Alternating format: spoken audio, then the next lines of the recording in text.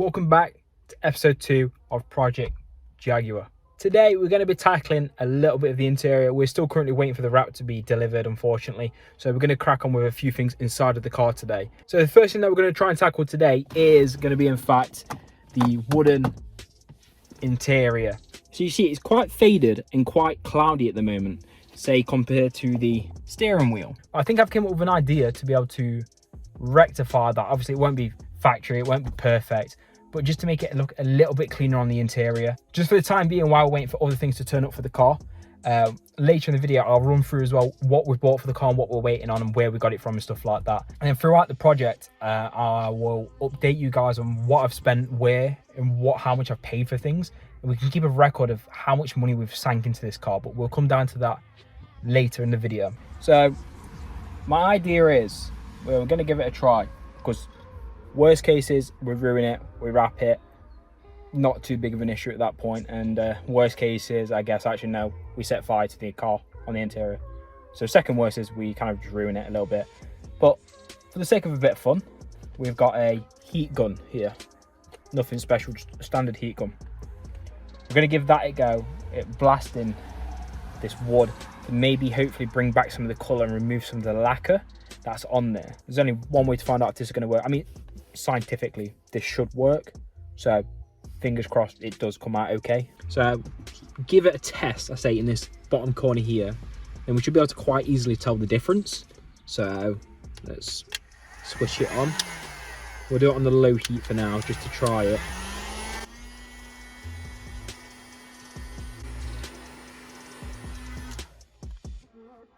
Yeah, that's very hot. I mean, we've just done that for like a solid minute, and I'm not gonna lie, I don't know if I can tell a difference. On camera it kind of looks like it, but I don't really see it in person. We'll crack on. I think we'll be able to tell very much with this here, this part. We'll move on to doing that part and give that a try.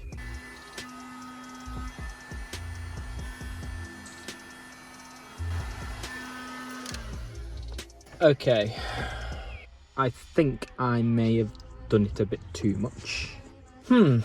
Maybe I don't do it as hot. Okay, so my main issue is that looks a complete different colour to what it does in real life on the camera. It's hard to say because it might be a placebo effect, but I think that's worked. So the cream interior on the background doesn't really help, but that to me looks like it's working. It looks a lot darker as well in person. You can tell here. Oh, that is very hot. Ouch. Might give that a go here. See if that makes a difference.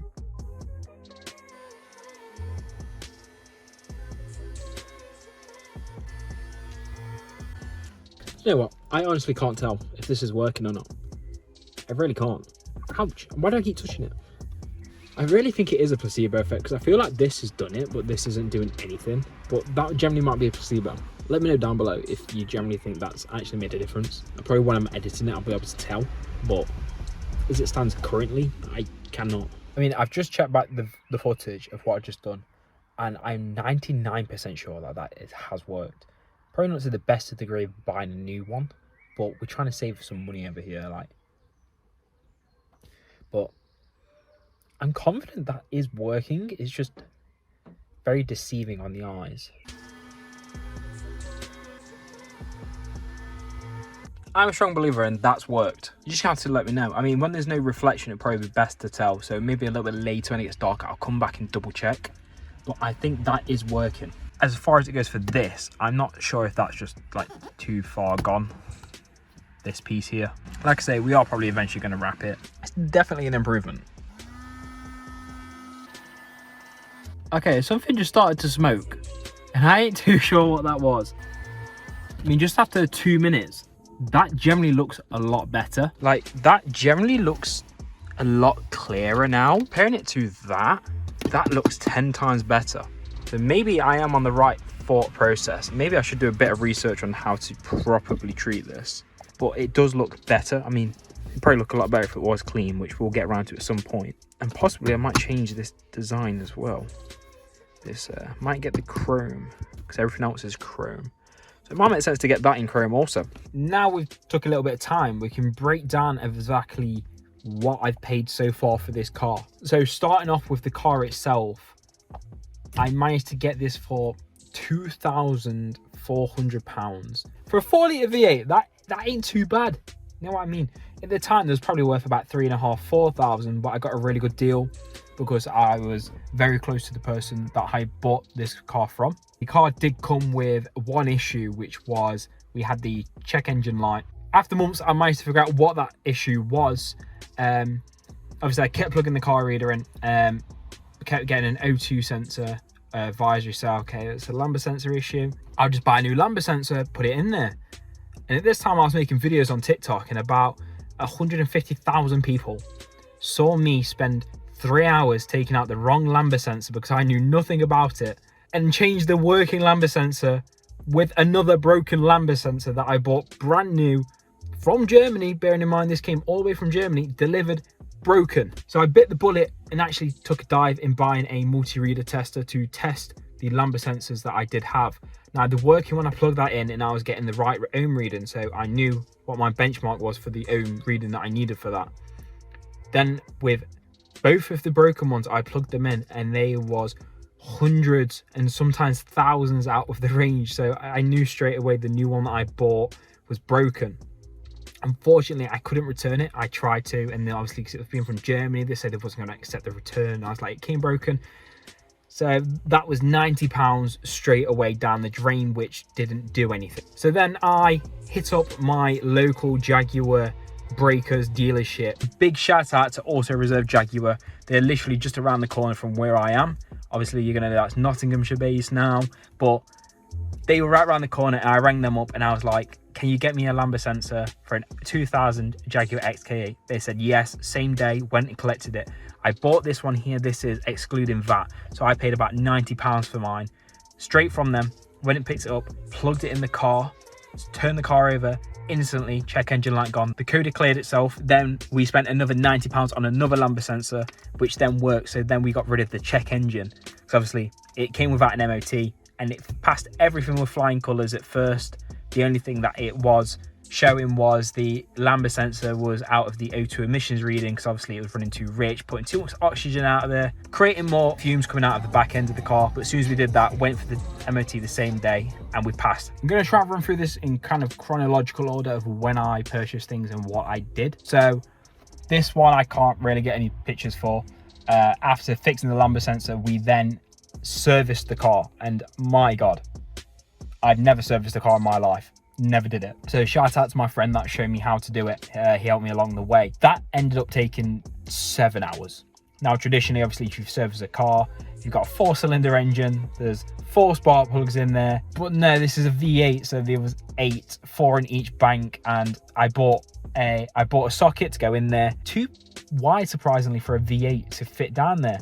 Then I had to do some thinking, and I managed to put a socket on a screwdriver and tape it on there, and it was actually perfect. It fit down there, twisted it and pulled them straight back out, put a bit of tape in there and pulled them out, and that worked perfectly. So a bit of ingenuity, big brains there. We changed the spark plugs, we changed the oil in the car, we changed the fuel line, and the air filter we didn't need to change. That was perfectly fine. That was kind of new still from the previous owner. We spent £10 per spark plug, so there was £80 there. Then I spent £40 on oil for the car. I think it takes 8 litres.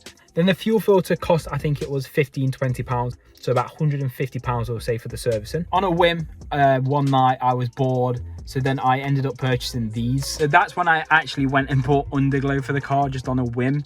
It actually doesn't look too bad. I've kind of jerry-rigged the electrics at the moment for the car, so that's another reason I don't turn it on. All 4 corners of the car have underglow. Then bought the third-time rust remover. That is what I swear by. It is so good. For £20 you cannot fault it. Also bought this primer as well, so this was another £10. I then went ahead and bought this matte black vinyl wrap from CSK. I've never wrapped a car, I've never used vinyl, so we'll give this a try, and hopefully that does turn out all right with the car. We obviously needed the additional things, so we then did buy this for £10. We obviously had to buy some clay bars to make sure we get a nice clean feel, and that actually turned up whilst I was filming this, surprisingly. So the last thing that I did have to buy for the car, which was a few months ago for mechanical issues, was a coil pack. I was on a drive up to Matlock, my car went into limp mode and started misfiring on the engine. Also hit up Auto Reserve Jag, and it was like, yes, we have them for £10. They are used, So I thought, despite the bullet, and just try it for the sake of £10 to save quite a little bit more. So I actually ended up buying 2 of those, so I have a spare one in case it happens again. So seeing as the car was £2,400, we put about £500 worth roughly into the actual car, making the interior, the bodywork, the wrap, for example, the stuff that I've just shown you. And then if we also include the service, we're then talking about £3,100, which is still insanely cheap. Insane cheap for a 4-litre V8, naturally aspirated, big roaring exhaust, dual exhaust. I cannot complain. I was quivering at the point where it was between getting this, the 4-litre Jaguar Xk8, getting a 2.6-litre Porsche Boxster, or a 2-litre Audi TT at the time. And I'm kind of glad I bought this. The sound of the car is something you just can't get out of many cars. Getting a naturally aspirated V8 sound, you just can't beat the rumble of a V8. Now I know this wasn't the most constructive video, the most productive, but I thought it was time to kind of give an update on how much I pay for things so you can kind of follow along. My point is, I want to prove to people out there is you don't need to be knowledgeable in things. I knew nothing about fixing cars. I obviously knew about cars, but I didn't know anything about mechanically, body work, anything like that. I just want to prove to people out there that you can do it. You don't have to pay stupid amounts to garages to get things done. You can do it yourself with a lot of research, putting the time into it. And the only way you learn is by making mistakes. So I've made a lot of mistakes doing this, like today, including that panel right there. I've learned not to put it too high for temperature. Maybe if it encourages one person to do it, then good on you. One thing I do want to show you is the speakers, how good they are for 23 years old. It's ridiculous. Like I'm doing time all the time, exhausted, lost it, just one little lie.